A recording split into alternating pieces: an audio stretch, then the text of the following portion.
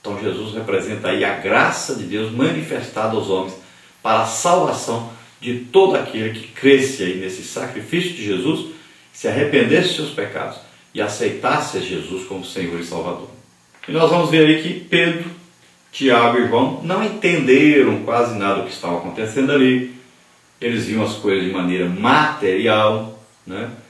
E eles perguntaram para Jesus: o Senhor quer que nós construamos aqui 3 tendas? Uma aí para Elias, outra para Moisés e outra para o Senhor.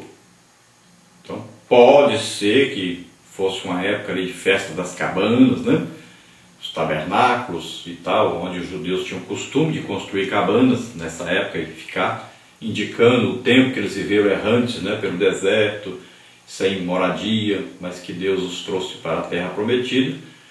Então, pode ser que seja uma época dessa e Pedro se lembrou disso, né, que deveria comemorar essa festa ali com ele. Agora, pode ser também que eles estavam tão abobados que nem perceberam que alguém que está num corpo glorioso não está preocupado se vai chover, se vai fazer sol, se tem comida.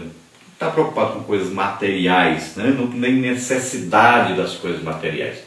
E nem perceberam isso, estavam meio abobados, né? É o que a Bíblia diz, estavam meio sonsos mesmo, né?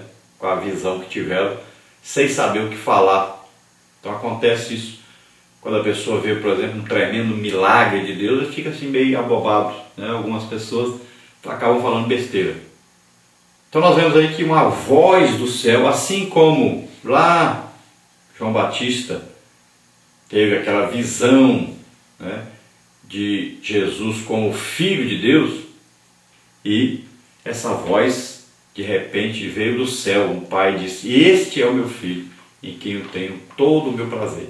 E aqui também, durante essa transfiguração, a voz novamente apareceu. E Deus disse: este é o meu Filho amado, em quem eu tenho todo o meu prazer, ou em quem eu me comprazo. Então aqui a frase é diferente daquela frase que Deus disse lá no batismo de Jesus nas águas, por João Batista. Aqui há um complemento. Deus disse: a ele ouvi. Por quê? Porque tanto ali tinha a representação da lei como dos profetas. Então Deus falou: a ele ouvi, porque Moisés já havia profetizado que viria um profeta semelhante a ele. E ele disse: a esse que vai vir semelhante a mim, a ele ouvi. Quem não ouvir será extirpado, será eliminado do povo de Deus. Então vocês ouçam ele. E aqui então Deus diz: a ele ouvi, mostrando que Jesus era realmente ali o cumprimento, né, de toda a lei e os profetas. Esse resumo que nós trouxemos, nós estudamos aí durante a semana. Todos os vídeos, né, que surgem aí na internet, graças a Deus, cada dia surgem mais e mais e mais vídeos da Escola Bíblica Dominical, né? Temos aí vários professores, temos aí o portal EBD, temos aí EBD Web, né? Temos aí o Justei Cordeiro, EBD Explica, Natalino das Neves, temos aí Ismael Pereira, temos aí o professor Caramuru, que é nosso conhecido desde o tempo que começou lá o site, né? Foi o primeiro que eu vi trazer assim um site exclusivamente para a Escola Bíblica Dominical, que chamava-se Escola Dominical.com.br, antigo.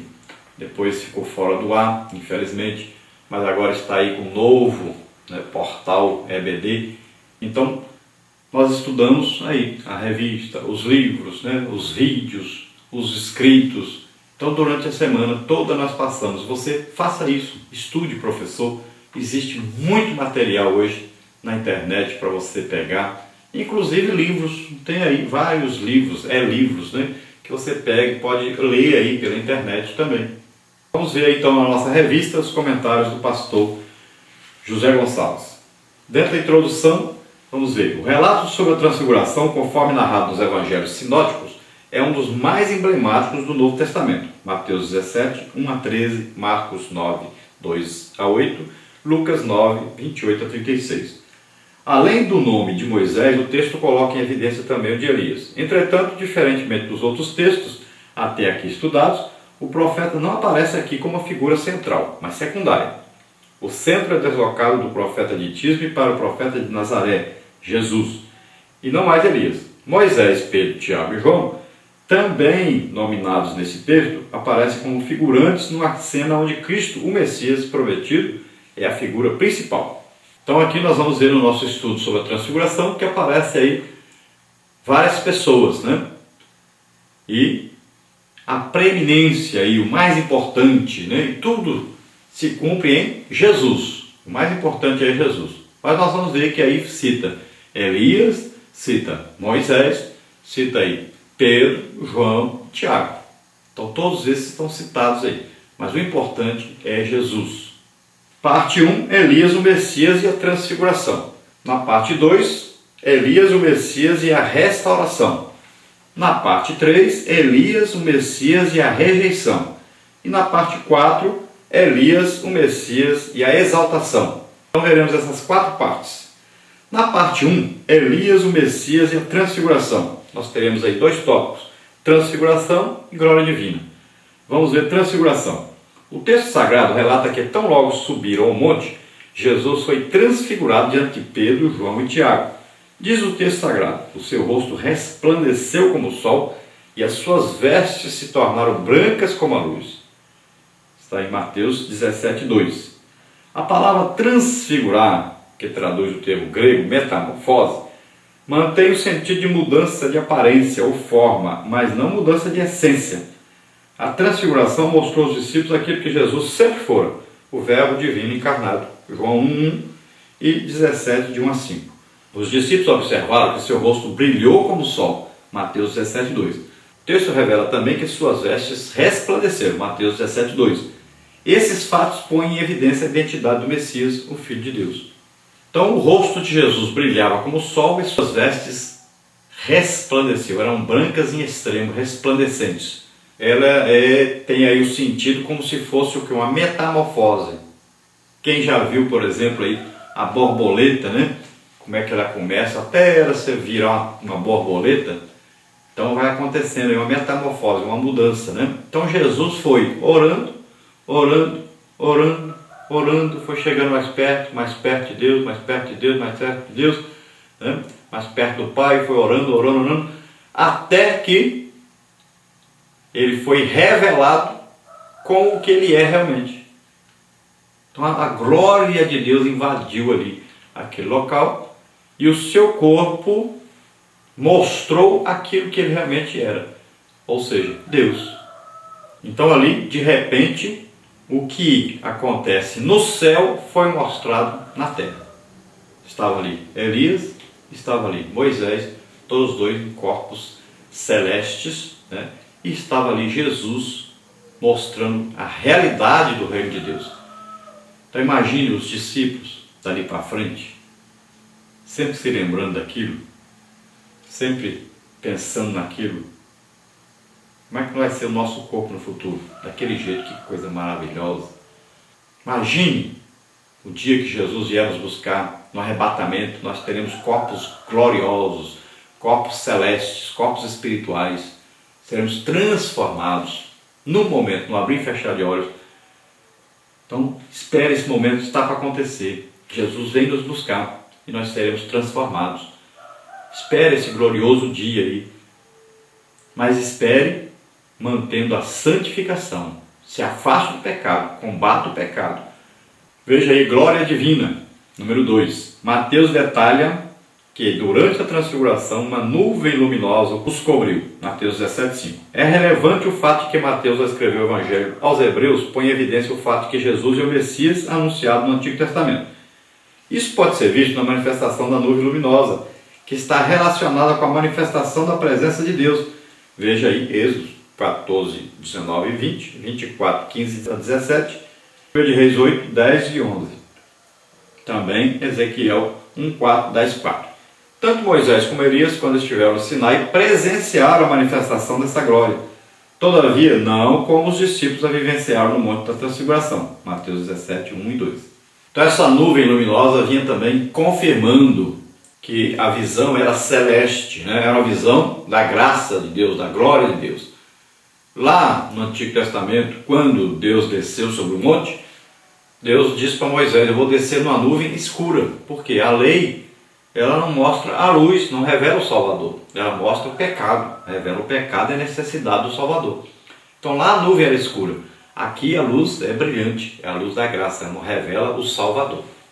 Então é a manifestação da presença gloriosa de Deus. Na parte 2 nós temos Elias, o Messias e a restauração. Nós vamos ver tipologia e vamos ver escatologia.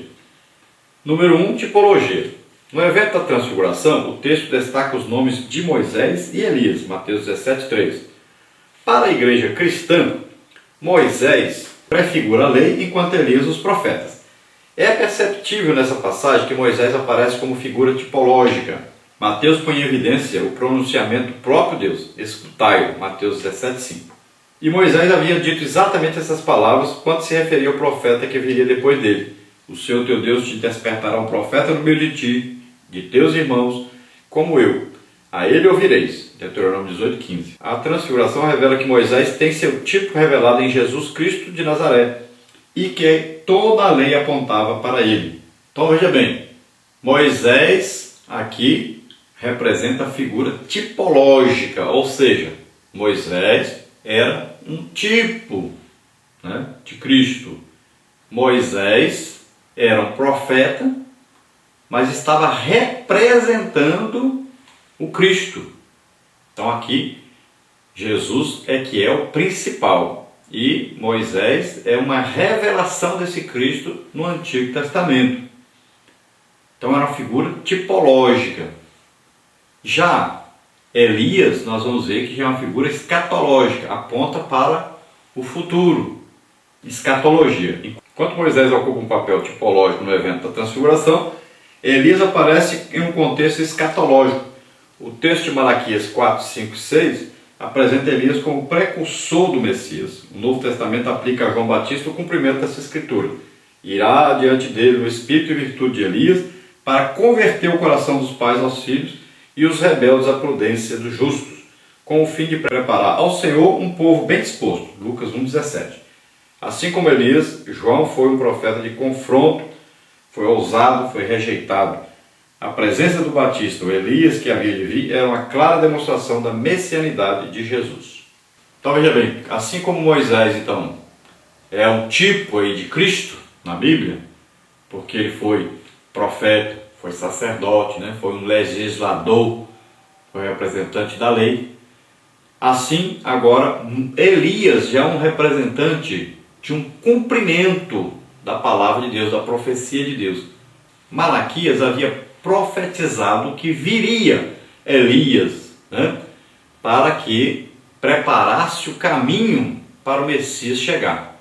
Então os judeus passaram a partir daí a esperar a vinda do Elias. Mas eles esperavam Elias mesmo. Esperavam que Elias descesse do céu e viesse.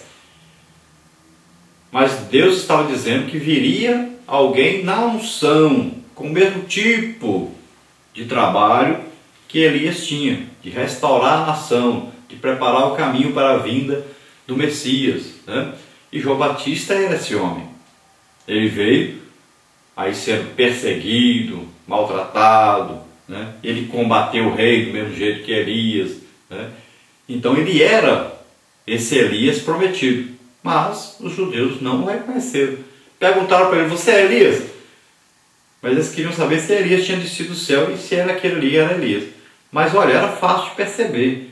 João Batista usava os mesmos tipos de roupa de Elias, comia as mesmas coisas que Elias comia, ele combatia o rei do mesmo jeito que Elias combateu, combatia a idolatria, combatia o pecado do mesmo jeito de Elias, foi perseguido como Elias. Então, tudo indicava que João Batista era Elias, mas eles não perceberam. Então, João Batista era uma clara manifestação de que o Messias estava ali, mas eles não o reconheceram, e nem o Messias eles conheceram.